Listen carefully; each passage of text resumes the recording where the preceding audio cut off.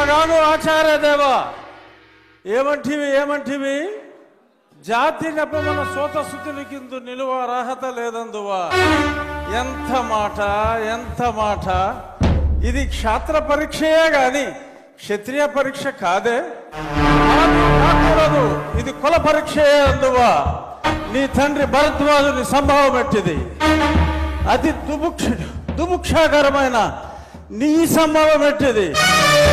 కుండలో పుట్టిదివి కదయ్యా, నీదే కులము.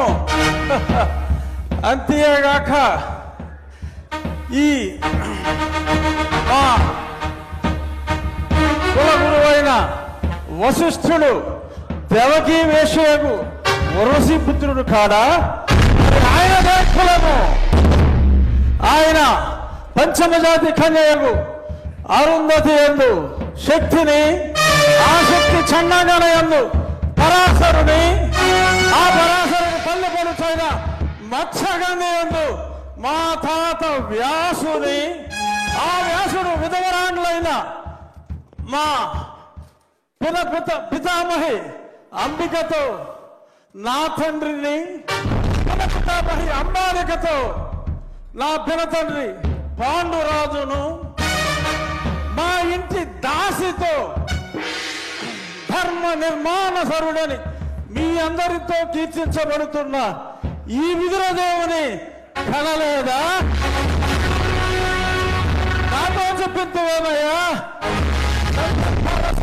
బట్టి క్షత్రబీజ ప్రాధాన్యములతో సంకరమైన మా గురువంశము ఏనాడో నేను కులము వ్యర్థవాదములు.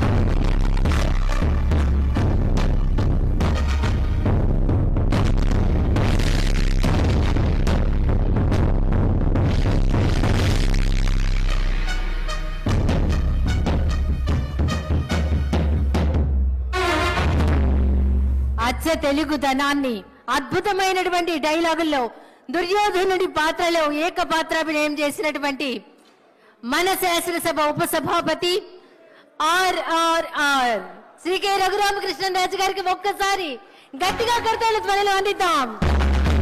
అభినందనలు సార్.